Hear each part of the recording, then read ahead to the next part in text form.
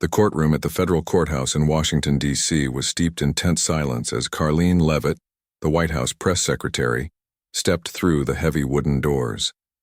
In her grip was the leash of Bruno, a German shepherd with a long, jagged scar running down his left flank.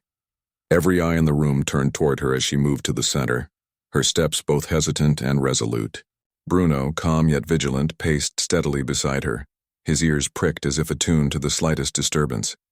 Karoline wasn't just any witness. She was here as the White House's spokesperson, overseeing the trial of Victor Grayson, a former Pentagon official accused of spying for China. Her role was to ensure sensitive information remained protected, but there was an unspoken question in the air. Could she uncover something others had missed? Judge Daniel Harper, a seasoned legal veteran with silver-streaked hair, leaned forward, slightly, regarding Karoline with a calm yet piercing gaze. He understood the gravity of this case. It wasn't just about espionage. It was a conspiracy that reached the highest levels of national security.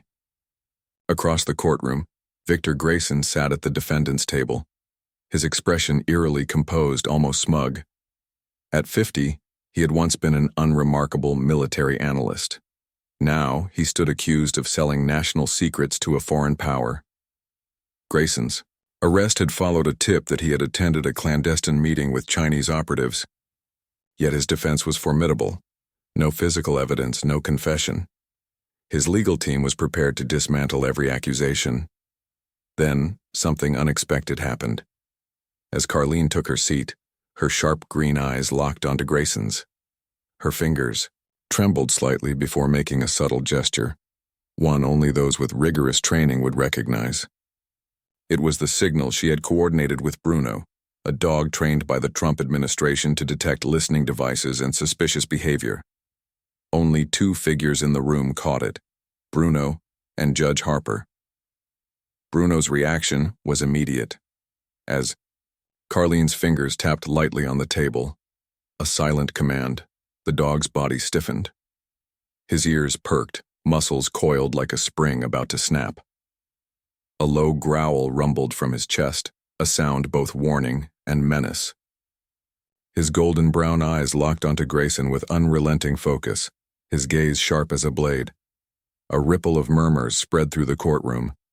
Bruno's reaction wasn't just that of a trained animal. It was something deeper, almost primal. Judge Harper slammed his gavel down. The sound cracked like thunder through the chamber. "Court is recessed for 15 minutes, he declared, his voice edged with urgency. Prosecutor Anna Reynolds shot him a questioning look, but Harper didn't respond. Instead, his gaze shifted to Karoline, who stood beside Bruno as if the dog were her anchor in a storm. Something had just happened, something significant, and he needed a moment to process it. As the courtroom emptied, Harper remained in his seat, his mind racing. In all his years on the bench, he had never seen a trained dog react with such uncanny certainty. What had Bruno detected? And more importantly, what did it mean for the case? Outside, in the hallway, Karoline knelt beside Bruno, her fingers gripping his fur tightly.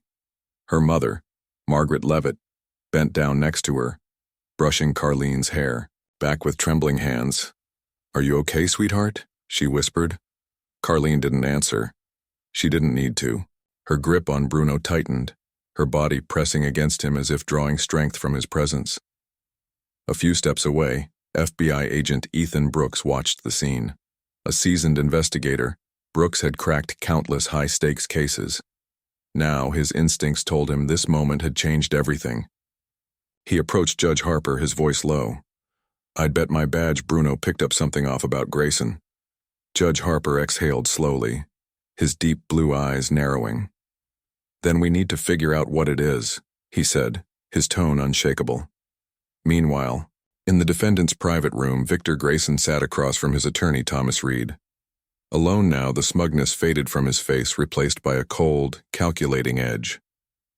His fingers drummed incessantly on the wooden table as his mind replayed the courtroom moment. Karoline hadn't said a word, but that damn dog had reacted. "She knows something," Grayson muttered under his breath. Reed raised an eyebrow. What? Grayson forced a strange smile. Nothing, he said, but his mind was in turmoil. He hadn't counted on Bruno. Grayson had never considered Bruno a threat.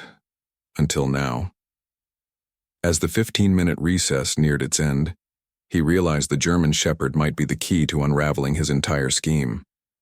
Judge Harper adjusted his robe, exhaling deeply. He didn't believe in coincidences, and his gut told him that Bruno had just given them a critical clue. For the first time since the trial began, he felt the momentum shifting. The courtroom buzzed with tension as everyone returned to their places. At the defendant's table, Victor Grayson, once a Pentagon official, now accused of espionage for China, sat motionless, his previously smug expression betraying a flicker of unease. Prosecutor Anna Reynolds prepared to resume questioning, but all eyes were on Karoline Leavitt, the White House press secretary, and Bruno, the scarred German Shepherd, at her side. Bruno was no ordinary dog. Trained by the Trump administration, he specialized in detecting listening devices, explosives, and erratic behavior. His presence in the trial wasn't just symbolic. It was a top-secret security measure that Karoline had insisted upon. Anna Reynolds stepped forward, her voice sharp, yet composed. Your Honor, we have evidence that Mr. Grayson communicated with Chinese operatives for months, passing classified Pentagon information. She held up a stack of documents. Thomas Reed, Grayson's attorney, immediately shot to his feet. Objection. Speculation, Your Honor, he said smoothly. No recordings, no photos, just testimony from unreliable sources. Karoline, seated near the prosecution table to oversee classified details, studied Grayson. Something was off. His fists clenched at the mention of recordings, a telltale sign of stress she had seen before in tense White House briefings. Without hesitation, she tapped her fingers lightly on the table, a secret signal she and Bruno had practiced for years. Bruno reacted instantly. He sprang to his feet, ears erect, nose twitching as he sniffed the air. Then, with laser focus, he bolted toward the defendant's table, circling Grayson's chair. A low, menacing growl rumbled from deep in his chest, his golden brown eyes locked beneath the table. A ripple of murmurs spread through the courtroom. Judge Harper slammed his gavel, his face stern. What's happening, Ms. Leavitt? His voice was commanding. Karoline stood, her tone calm but cutting. Your Honor, Bruno is trained to detect listening devices. I believe there's something in this room we haven't seen. Ethan Brooks, stationed near the door, moved in swiftly. The seasoned FBI agent knelt beside Bruno, following his lead. Beneath Grayson's table, he found it, a tiny black device no bigger than a coin, blinking with a faint red light. Brooks held it up. A listening device, he announced, his voice cutting through the courtroom's dead silence. Grayson paled, his hands visibly trembling. Judge Harper slammed his gavel again, harder than ever. Court is adjourned. I'm ordering an immediate sweep of this entire area, he declared, his icy gaze fixed on Grayson. Anna Reynolds turned to Karoline, admiration flickering in her eyes, while Thomas Reed leaned in, whispering frantically to his client. Karoline remained still, her hand resting lightly on Bruno's head, her green eyes gleaming with confidence.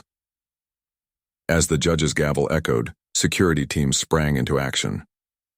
Brooks, still holding the listening device, handed it to a technician, his sharp brown eyes narrowed. We need to analyze this immediately, he muttered under his breath. I've seen these before, Chinese tech, unmistakable. His partner, Olivia Bennett, stepped up beside Karoline. Her voice was soft but resolute. Ms. Leavitt, did you notice anything unusual before signaling? Karoline nodded slightly, her fingers gently stroking Bruno's fur to keep him calm. Grayson tensed when the prosecutor mentioned recordings. His behavior didn't match his earlier confidence. Her voice was crisp yet composed, the mark of someone who had handled countless high-pressure situations. Olivia and Brooks exchanged a glance. Body language, Olivia whispered. He's hiding something. Anna Reynolds approached, clutching her files, her eyes flashing with determination. If that device was here, she said, then someone was listening. And if someone was listening, this case was bigger than they ever imagined. The device was active. Anna said, her voice tinged with hope. It could have recorded everything in this room, including what Grayson didn't want us to hear. Ethan Brooks exhaled sharply, rubbing his temple. We need more than that, he said. A listening device alone won't directly tie him to China, not unless it contains specific data linking Grayson. Anna turned to Karoline. Are you sure Bruno only reacted to this device?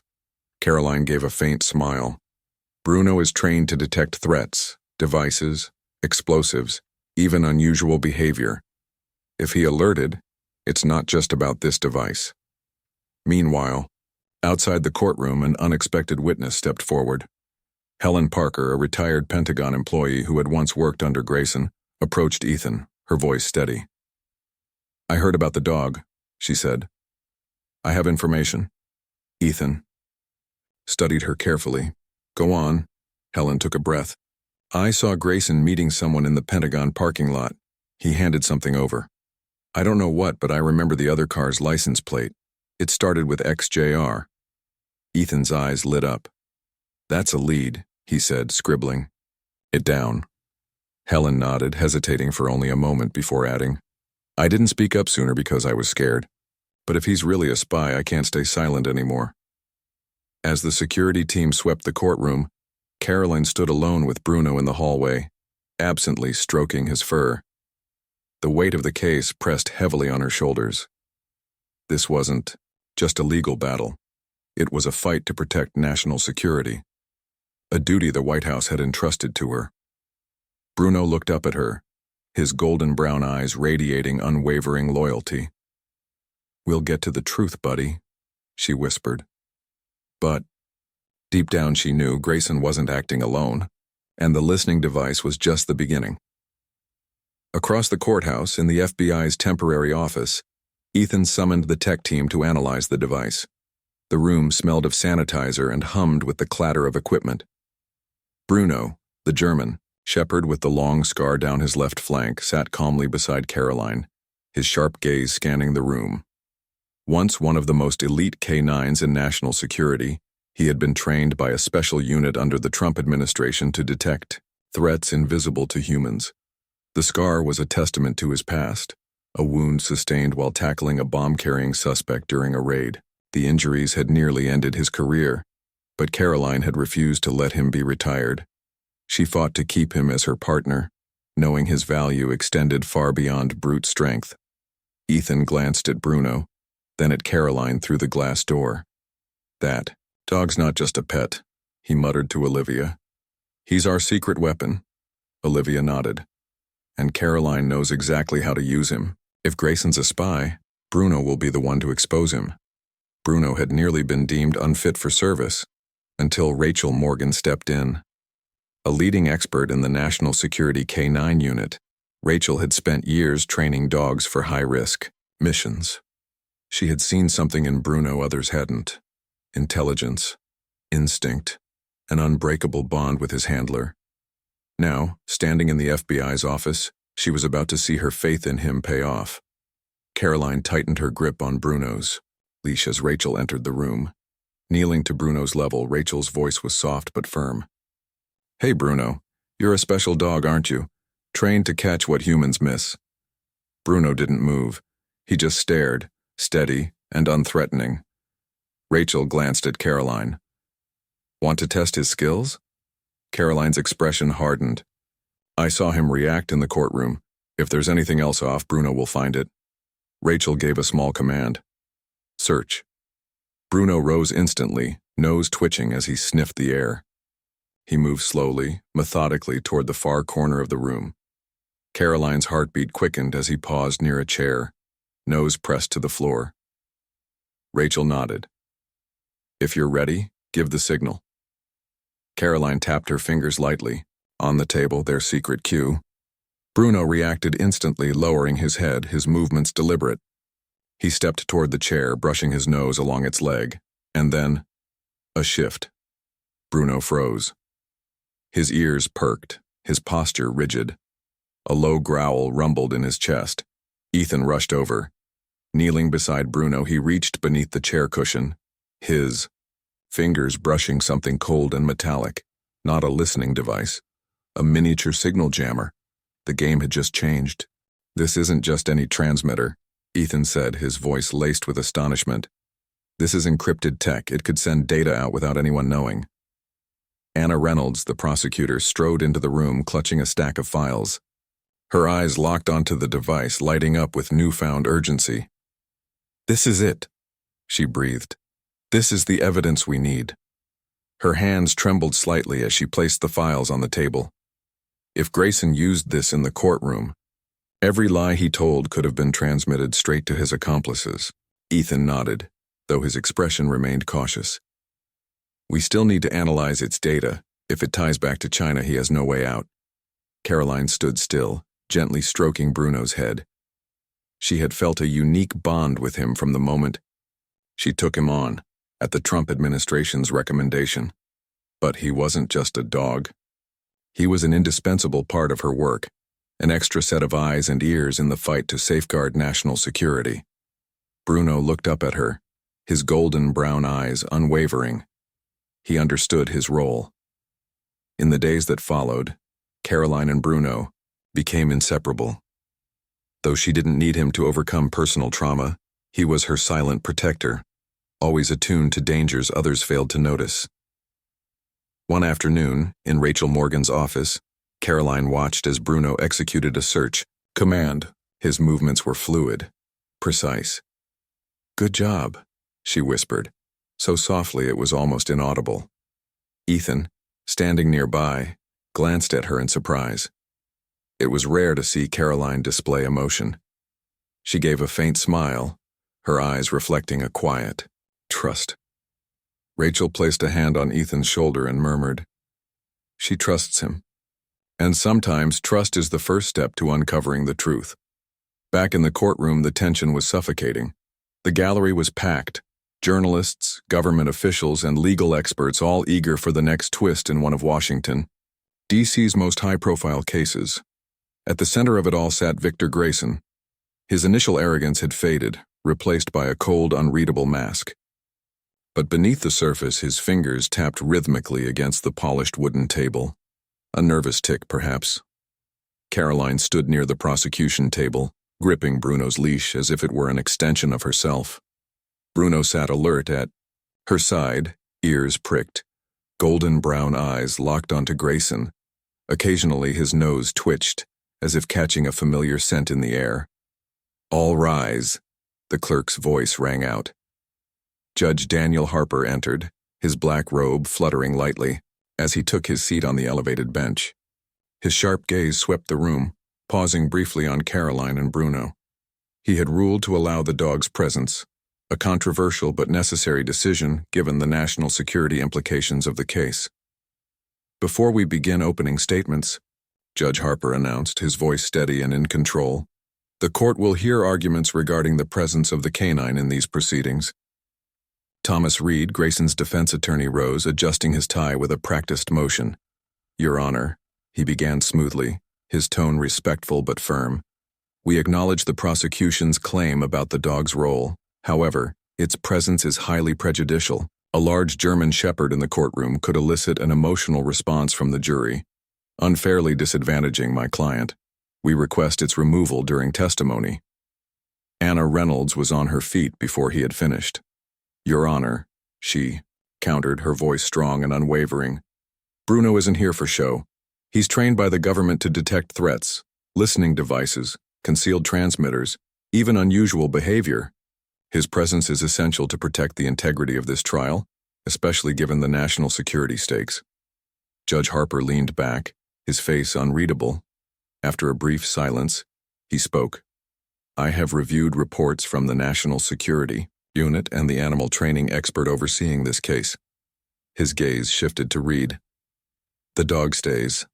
A murmur rippled through the courtroom. Some nodded in approval. Others whispered in discontent. Reed's jaw tightened, but he said nothing. He merely sat down, casting a quick glance at Grayson. Grayson remained motionless, his expression disturbingly blank. The trial officially began. Anna Reynolds took center, stage, methodically unraveling a chilling narrative. How Grayson had orchestrated a years-long espionage operation, manipulating classified Pentagon data and feeding it to China. One by one, witnesses were called. Then came Helen Parker. The retired Pentagon employee walked to the stand, her hands gripping the rail as she faced the court. Her voice wavered, but her words carried undeniable weight. "I saw him," she said, her voice barely above a whisper. "I saw Grayson in the parking lot handing something over to a stranger." The courtroom fell silent. Helen swallowed hard. He was careful, sneaky, like he knew he was being watched. Karoline exhaled slowly, her fingers tightening on Bruno's leash. They were closing in. Karoline sat rigid, her hands clasped tightly, her grip on Bruno's leash tightening ever so slightly. Her eyes never wavered from Victor Grayson. The courtroom. Air was thick with anticipation, and whenever it became suffocating, she glanced down at Bruno. He remained still, her steady anchor amidst the storm. Then came the pivotal moment. The room fell silent as Karoline was called to address Bruno's findings. She rose, poised yet composed, Bruno at her side. Anna Reynolds approached, her voice firm yet reassuring. "Ms. Leavitt, we know you're not a direct witness, but you and Bruno's roles in this case have evolved.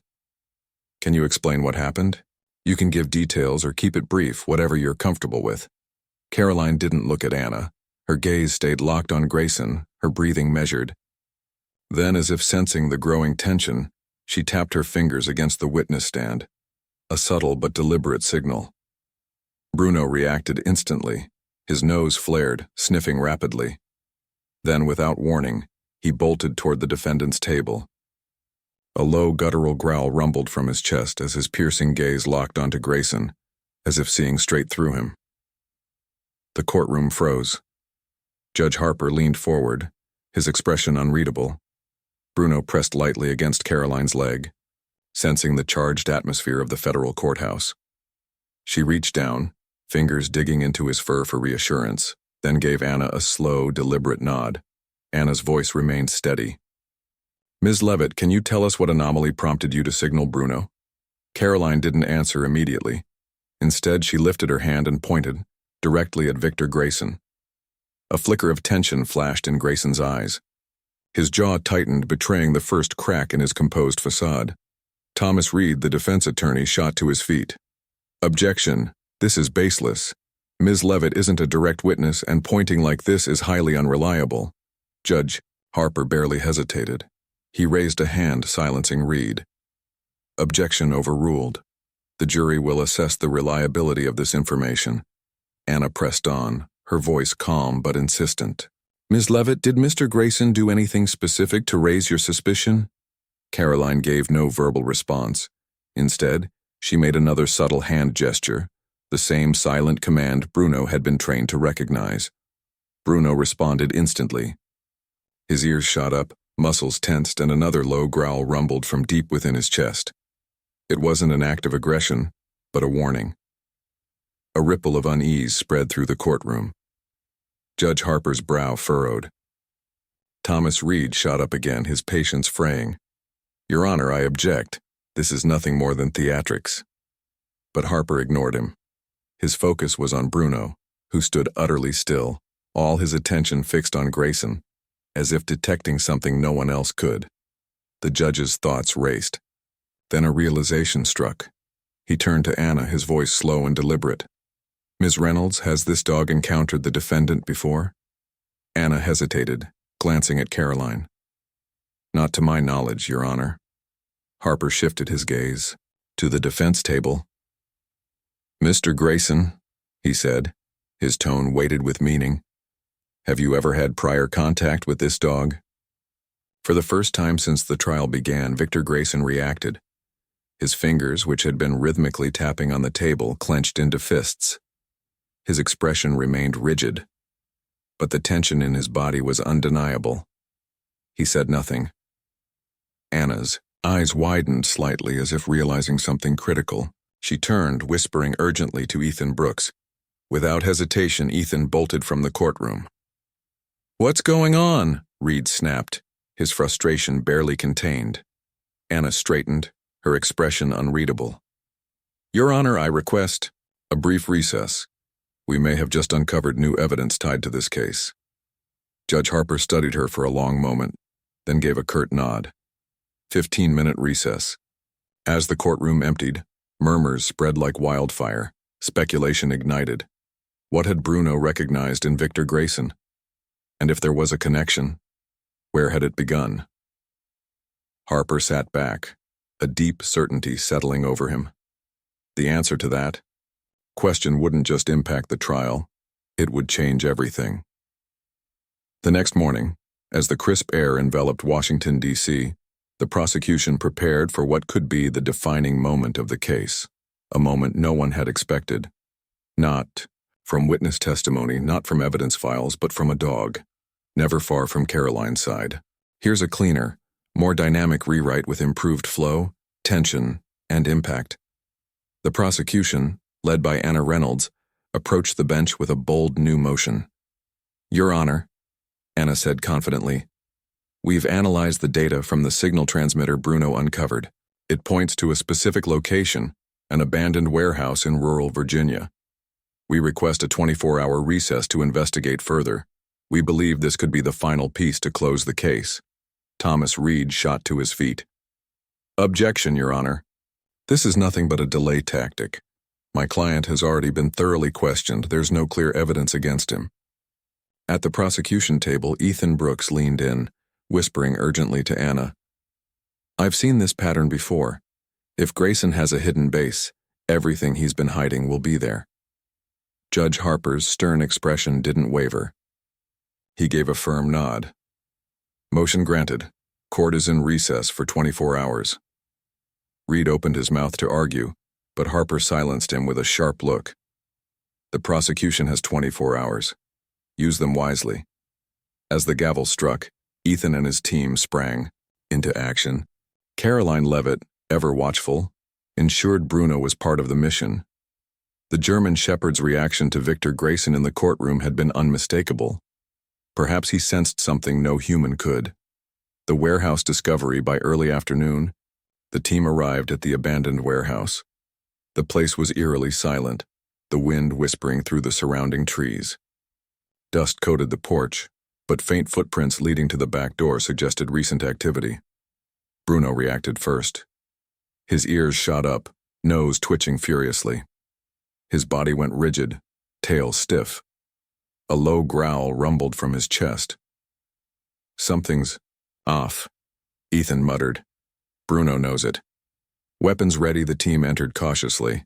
The inside was nearly barren, just a table, a folding cot, and a pile of empty food cans stacked in the corner. Then Ethan spotted it, a faint seam in the wooden floor. He tapped it, hollow. "There's something under here," he said, his voice tight. With swift precision, they pried up the floorboards. What they found made the air grow colder. A narrow staircase spiraled down into darkness. Descending cautiously, they entered a hidden basement filled with old electronics, stacks of tattered documents, and, at the far corner, a locked safe. Bruno strained at his leash, whining. Ethan rushed forward, prying the lock open. Inside, an encrypted hard drive and a stack of papers revealed code names, transaction logs, and classified Pentagon documents detailing military intelligence transfers to China. Ethan exhaled sharply. "This is it." His hands trembled as he held up the evidence. "This takes Grayson down." The courtroom showdown back at the federal courthouse in Washington, D.C. The revelation spread like wildfire. The courtroom was packed, the air electric with anticipation. Judge Harper allowed the new evidence into the record, the hard drive, the classified documents, and the signal transmitter data Bruno had uncovered. Anna approached the witness stand, her voice sharp as steel. "Mr. Grayson," she said, eyes locked on the defendant. "How do you explain classified Pentagon documents found in a warehouse directly tied to you?" For the first time, Grayson looked rattled. His fingers twitched. I don't know what you're talking about," he stammered. Anna advanced. "Your fingerprints are on the safe. Your tire tracks match those found outside the warehouse. And most importantly, this hard drive will expose your entire espionage network." A ripple of tension swept through the room. Grayson's carefully constructed facade began to crumble. Thomas Reed leaned in, whispering furiously in his ear. But the damage was done. Then, it happened again. Bruno, lying at Karoline's feet, suddenly lifted his head. His ears pricked forward, eyes narrowing at Grayson. His fur bristled, and a deep growl rumbled from his chest. The room fell deathly silent. Bruno stepped forward, slow and deliberate, his gaze locked onto Grayson. Recognition flared in his dark eyes, and Grayson flinched. The man who had exuded arrogance throughout the trial was now sweating, hands gripping the table's edge. He turned to Reed, muttering something frantic. Then, barely audible, he whispered, "I want to change my plea." The courtroom erupted. Judge Harper's voice cut through the noise. "Mr. Grayson, are you saying you wish to plead guilty?" A tense beat passed. Grayson exhaled shakily. "Yes." The aftermath: Victor Grayson's guilty plea sent shockwaves across the nation. He was sentenced to life without parole, his betrayal permanently etched into history. But the true hero of the case wasn't just the prosecution or the investigators. It was Karoline Leavitt and Bruno. Outside the courthouse, Karoline knelt beside her loyal companion, stroking his fur. "Thank you," she whispered.